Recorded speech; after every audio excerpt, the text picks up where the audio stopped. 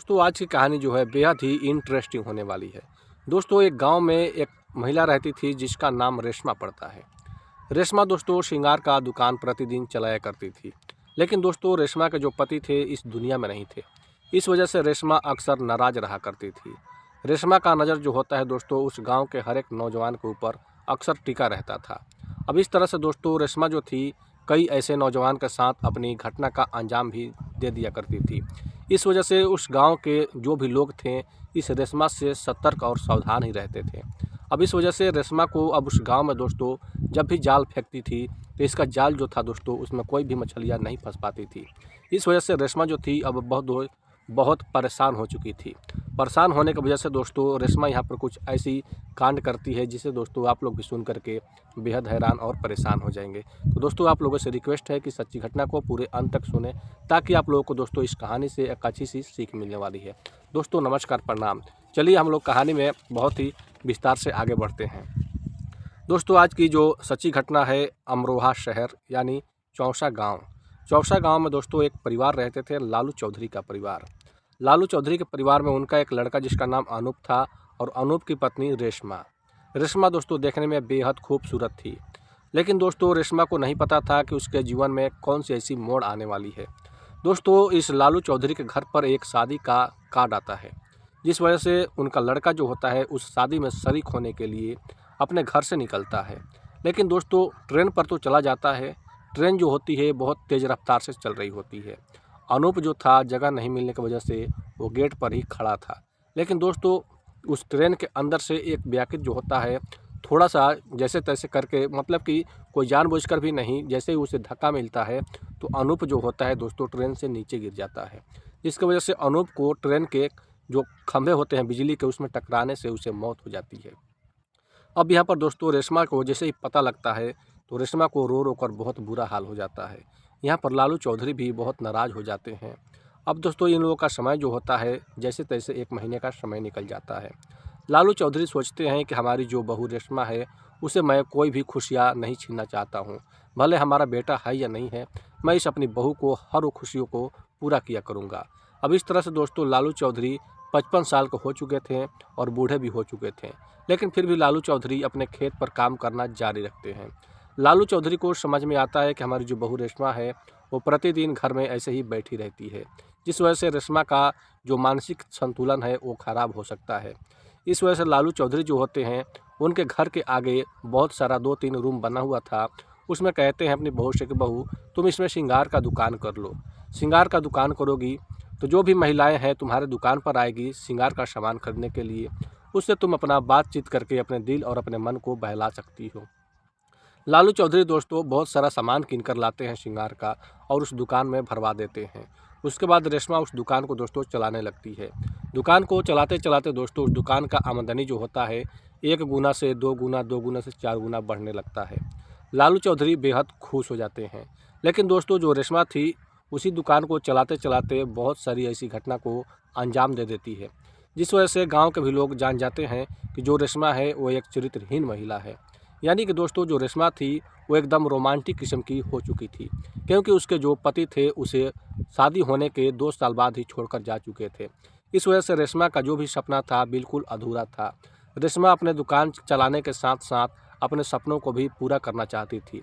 लेकिन जब भी अपने सपनों को पूरा करती गांव में किसी को ना किसी को कानों कान खबर हो जाया करता था, जिस वजह से अब उस गांव के हर एक नौजवान का नज़र इस रेशमा के ऊपर होता था। इसी तरीके से दोस्तों समय कट रहा होता है। लेकिन दोस्तों रेशमा नहीं चाहती थी कि मैं ऐसा भी कुछ उल्टा काम कर दूं जिससे किसी को पता चले तो हमारे ससुर जी को अगर बदनामी हो जाएगी तो फिर हमें इस जीवन में रहना भी बिल्कुल ठीक नहीं है। इस वजह से रेशमा इस तरीके से अपनी घटना का अंजाम देती थी कि किसी को कानों कान खबर भी ना हो। दोस्तों लालू चौधरी जो थे एक दिन अपने खेत पर जाकर के कुदाल चला रहे होते हैं। उसी दरमियान धूप बहुत तेज़ थी। लालू चौधरी को चक्कर आता है, वहीं पर गिर जाते हैं। अगल बगल के खेत पर जो काम कर रहे थे किसान, जब उनकी नज़र लालू चौधरी के ऊपर जाता है तो सभी लोग दौड़े भागे इस लालू चौधरी के पास आते हैं। आने के बाद कोई जो शख्स था इनके चेहरे पर पानी मारता है तो कोई पानी पिलाता है। उसके बाद दोस्तों गांव के लोग जो होते हैं इस लालू चौधरी को उठा करके और हॉस्पिटल भी एडमिट करवा देते हैं, जैसे ही रेशमा को पता चलता है तो रेशमा अपनी दुकान के शटर को बंद करती है और सीधा दौड़ी भागी हॉस्पिटल पहुंच जाती है। हॉस्पिटल में दोस्तों लालू चौधरी का जो इलाज होता है 2 से 3 दिन तक चलता है। उसके बाद लालू चौधरी का तबीयत थोड़ा सा सुधर जाता है। फिर लालू चौधरी को लेकर के जो रेशमा होती है वो अपने घर पर चली आती है। लेकिन दोस्तों लालू चौधरी की एक जो चिंताएं थी बेहद सता रही होती है। लालू चौधरी अपनी बहू रेशमा से कहते हैं कि बहू देखो, हमारे जो खेत के फसल है वो पूरी तरीके से लगता है कि अब नष्ट हो जाएगा, क्योंकि खेत में सारी जो है बीज तैयार है और उन्हें खेतों का बुआई कराना है। अब दोस्तों यहाँ पर लालू चौधरी बहुत टेंशन में रहने लगते हैं। इस बहू रेशमा को भी कुछ समझ में नहीं आता है कि आखिर अब किया क्या जाए। लेकिन दोस्तों लालू चौधरी जो होते हैं एक दिन सुबह में टहल रहे होते हैं।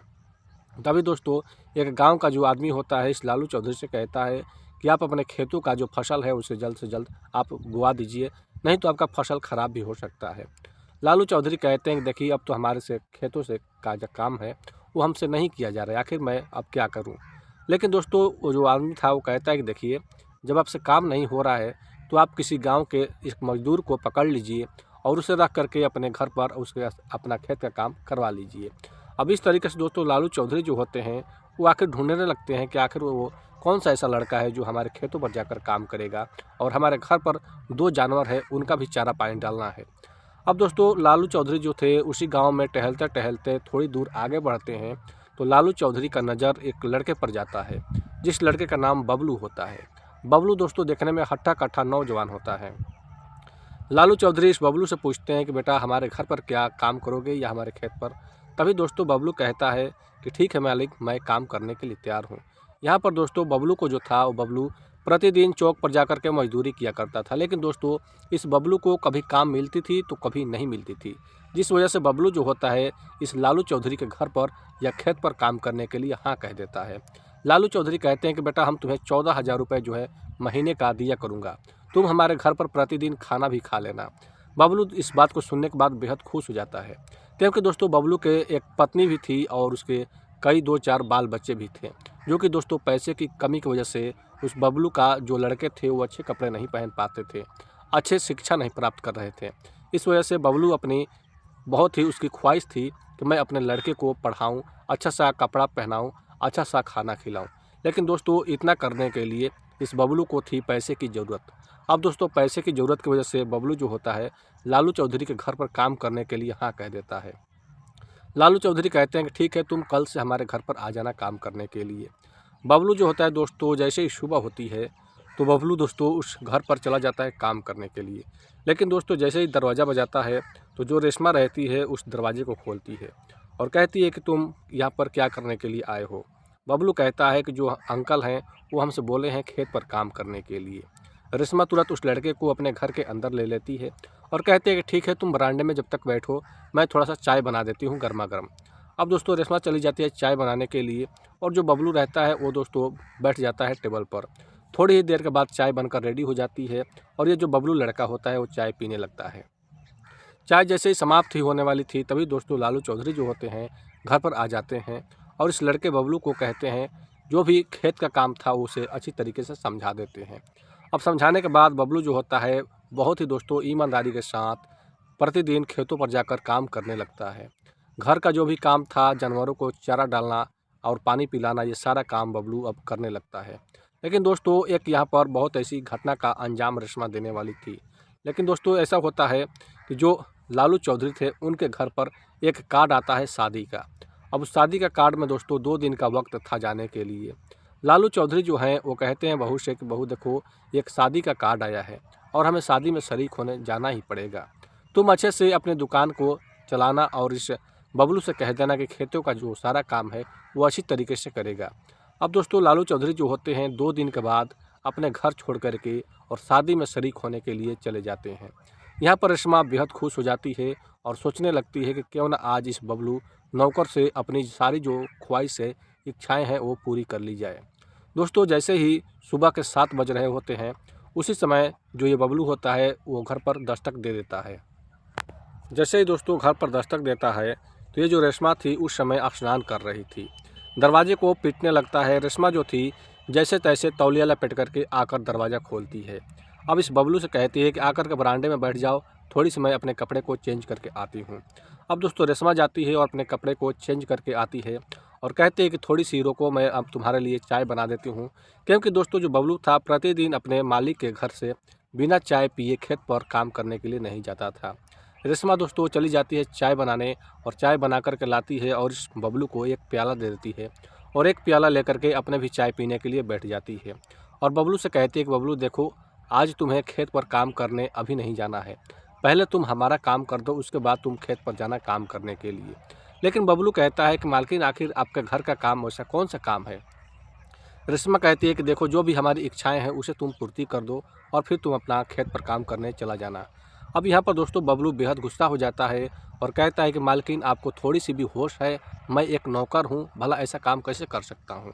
तभी रेशमा कहती है कि देखो, मैं तो मान रही हूँ कि तुम एक नौकर हो, लेकिन नौकर के साथ साथ तुम एक नौजवान लड़का भी हो।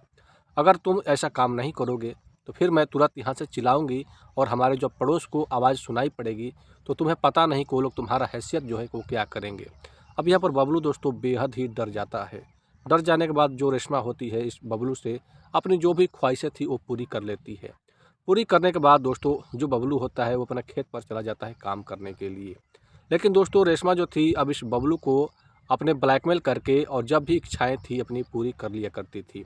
इस बबलू को इस तरह से धमकी दे करके डरा दी थी कि अगर तुम इस बात को कहीं भी शेयर करोगे तो मैं तुम्हारे खिलाफ़ FIR कर दूंगी और तुम्हें मैं जेल के अंदर करवा दूंगी। इस वजह से जो लड़का बबलू था अपने बातों को किसी से बताता भी नहीं था। दोस्तों लालू चौधरी जो होते हैं 2 दिन के बाद अपने घर पर चले जाते हैं। आने के बाद दोस्तों जो रेशमा थी वो अपनी श्रृंगार का जो दुकान था बेहद ही अच्छी तरीके से चलाया करती थी। लेकिन इस रेशमा के दुकान पर एक महिला जिसका नाम नीभा देवी होता है। नीभा देवी और इस रेशमा का दोस्ती बहुत ही अच्छा था और पक्का था। जो भी बातें थी रेशमा इस नीभा देवी से शेयर किया करती थी और नीभा देवी जो थी इस रेशमा से अपनी बातों को शेयर किया करती थी। इसी तरीके से दोस्तों रेशमा जब एक दिन दुकान पर कोई ग्राहक नहीं था तो उस समय इस नीभा देवी से बात कर रही होती है। तभी कहती है रेशमा कि देखो नीभा देवी, तुम्हारा जो पति है वो तो विदेश रहता है, आखिर तुम्हारा जो है मन की इच्छाएं कैसे पूरी होती है। नीभा देवी कहती है कि हमारी इच्छाएं कोई पूरी नहीं होती है, आखिर मैं क्या करूं, जैसे तैसे रह जाती हूं। लेकिन रेशमा कहती है कि देखो, हमारा तो पति नहीं है, लेकिन फिर भी मैं अपना काम अपने नौकर से ही पूर्ति करवा लेती हूँ। यहाँ पर दोस्तों नीभा देवी अब अपने मन में सोचने लगती है और इस रेशमा से कहती है कि हमारा भी तुम काम ऐसा करो कि उस नौकर से करवा दो। लेकिन दोस्तों रेशमा जो थी वो बेहद खुश हो जाती है और कहती है कोई बात नहीं, आखिर तुम हमारी सहेली तो हो, मैं तुम्हारा काम ज़रूर करवा दूंगा।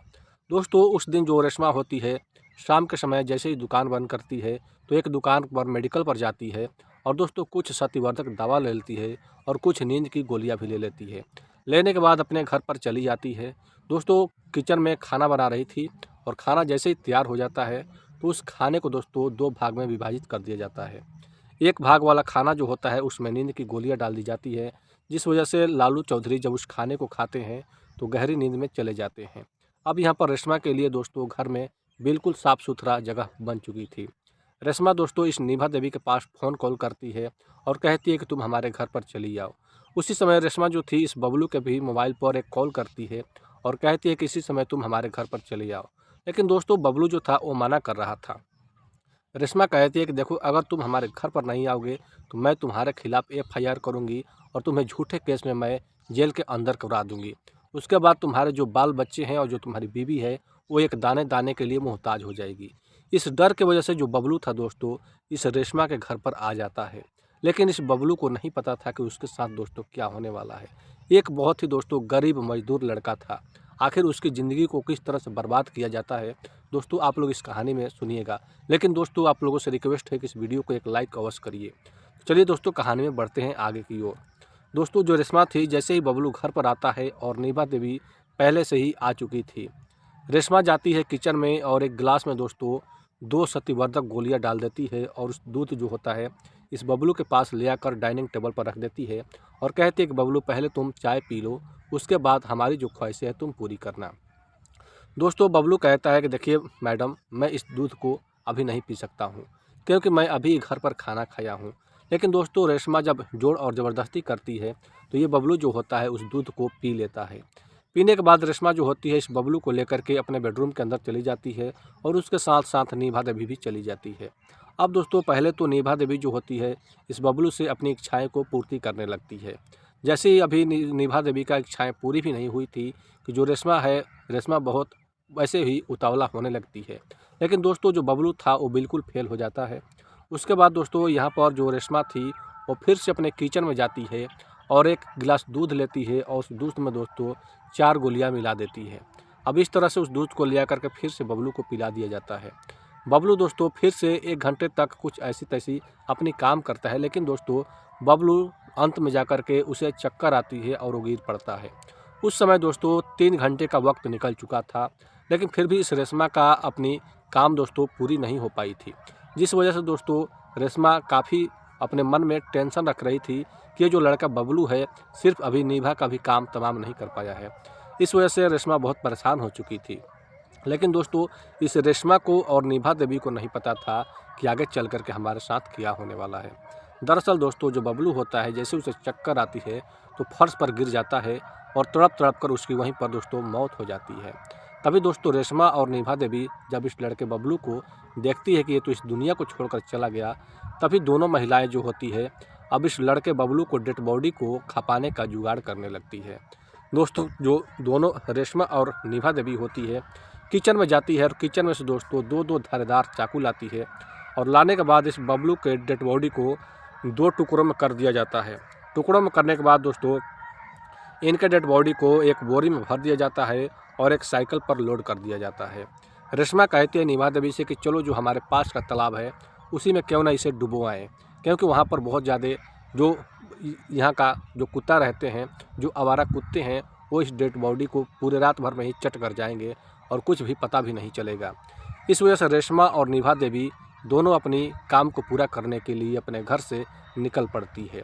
लेकिन दोस्तों साइकिल जैसे ही बाईपास रोड में जाती है तो दोस्तों पुलिस की जो गाड़ी थी, पुलिस उस समय दोस्तों पेट्रोलिंग कर रही थी। पुलिस का लाइट जो होता है इस साइकिल पर जाता है और नज़र में आता है कि 2 महिलाएं और आखिर साइकिल पर इतनी रात के समय 2 बज रहा था और ये लोग क्या लेकर के जा रही हैं। पुलिस नज़दीक में आता है। आने के बाद इन दोनों महिलाओं से जब पूछताछ करता है तो दोनों महिलाओं को पसीने छूटने लगते हैं। पुलिस का एक स्टाफ जो होता है जब उस बोरी को खोल कर देखता है तो वाकई में दोस्तों बेहद परेशान हो जाता है। वहीं पर इन दोनों महिलाओं को अरेस्ट किया जाता है। अरेस्ट करने के बाद दोस्तों जो डेड बॉडी था उसे पोस्टमार्टम के लिए भेज दिया जाता है। उसके बाद दोनों महिलाएं जो होती है थाने पर बिल्कुल जो सच्चाई था वो बताने लगती है। पुलिस भी दोस्तों बेहद हैरान और परेशान हो जाती है कि आखिर आज के समय में जो लोग हैं अपनी इच्छाओं को, अपने ख्वाहिश को पूरा करने के लिए ऐसी कौन सी काम कर देते हैं। तो दोस्तों ये रही आज की सच्ची कहानी। दोस्तों क्या बबलू एक मजदूर था? क्या उसके साथ ऐसा करना सही था या गलत था? जो रेशमा ने एक मजदूर के साथ ऐसा काम किया, क्या यह सही था या गलत था? आप लोग कमेंट सेक्शन में अपनी राय अवश्य दीजिए। आप लोग इस सच्ची स्टोरी को जहां से भी देख रहे हैं कमेंट सेक्शन में अपने गांव या सिटी का नाम अवश्य लिखिएगा। दोस्तों मिलते हैं नेक्स्ट स्टोरी में। बहुत बहुत धन्यवाद।